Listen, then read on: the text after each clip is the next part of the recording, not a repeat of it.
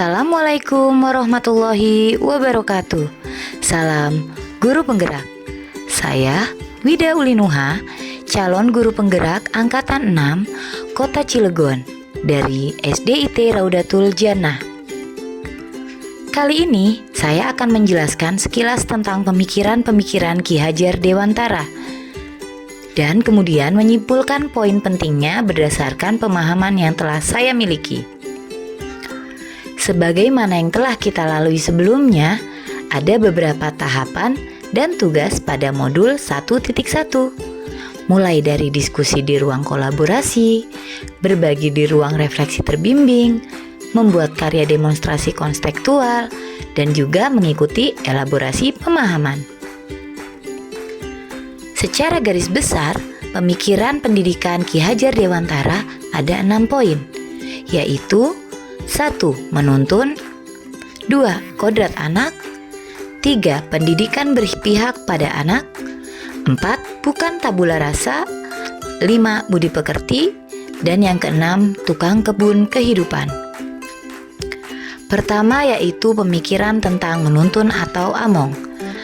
Anak atau murid harus dituntun untuk mengembangkan dirinya sesuai kodrat dan potensinya dengan kasih sayang yang tulus, mendampingi, merawat, dan menjaganya, serta doa dan harapan untuknya. Sebelum mempelajari modul ini, saya beranggapan semua siswa harus belajar dengan cara yang sama. Apapun kondisinya, dalam pendidikan saya beranggapan harus seragam. Saya juga beranggapan semakin banyak guru menjelaskan, semakin cepat anak paham. Kemudian, anak akan paham dengan sendirinya tanpa perlu bimbingan khusus. Ternyata anggapan saya keliru.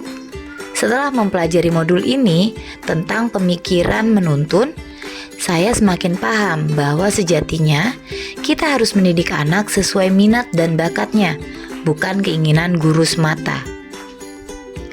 Lalu memberi pilihan kepada anak untuk belajar sesuai gaya belajar yang paling disukainya. Guru bukan cuma mengajar, menyampaikan materi, namun juga memberi teladan, memberi semangat, memberi dorongan, dan serta mengayomi peserta didik. Pemikiran yang kedua yaitu tentang kodrat anak. Anak-anak hidup dan tumbuh sesuai kodratnya sendiri.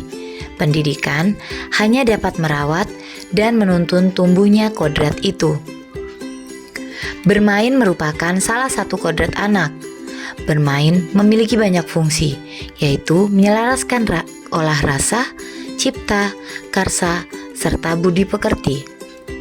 Sebelum mempelajari modul ini, saya beranggapan anak yang tak bisa diam adalah anak yang tidak bisa diatur. Semakin banyak anak bermain, semakin tertinggal pelajarannya. Ternyata anggapan saya keliru.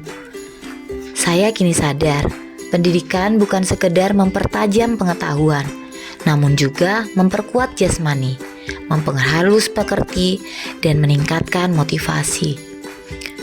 Guru dapat mengemas permainan menjadi pembelajaran yang menyenangkan. Pemikiran yang ketiga adalah tentang pendidikan berpihak pada anak. Ki Hajar Dewantara mengungkapkan, kemerdekaan murid dalam belajar merupakan kunci mencapai tujuan pendidikan yang mengantarkan keselamatan dan kebahagiaan. Dengan mengantarkan murid agar siap hidup dan memberikan kepercayaan kepada murid bahwa di masa depan mereka akan mampu mengisi zamannya demi mencapai keselamatan dan kebahagiaan. Saya sempat beranggapan jika sudut pandang guru dan murid selalu sama.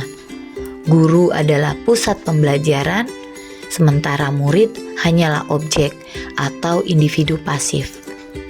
Ternyata, perspektif atau sudut pandang pendidik tidak selalu sama dengan perspektif murid. Pendidikan harus berpusat pada murid. Murid merupakan subjek, seorang individu aktif yang mampu mencari dan membangun pemahamannya sendiri. Pemikiran yang keempat adalah anak bukan tabula rasa. Menurut Ki Hajar Dewantara, kodrat manusia sebagai suatu kertas yang sudah terisi dengan tulisan-tulisan samar dan belum jelas arti dan maksudnya.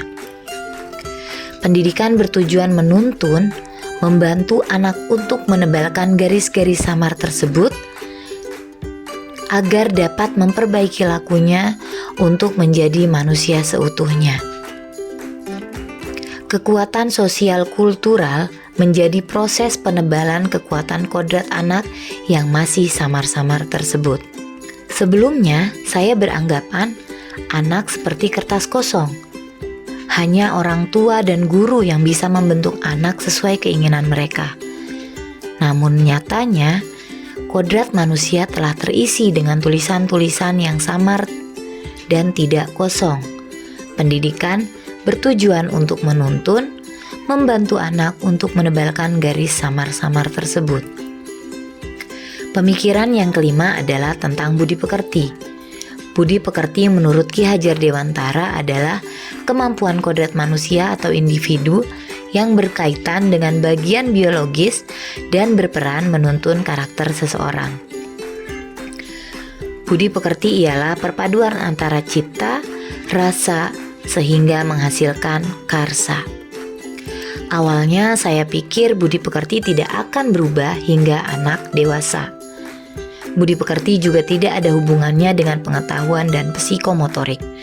Ternyata, setelah mempelajari modul ini, pendidikan bukan sekedar mempertajam pengetahuan, namun juga memperkuat jasmani, memperhalus pekerti, dan meningkatkan motivasi. Keluarga, sekolah, dan masyarakat menjadi dasar proses pembentukan budi pekerti murid. Pemikiran yang keenam yaitu tentang tukang kebun kehidupan. Anak-anak tumbuh berdasarkan kekuatan kodratnya yang unik.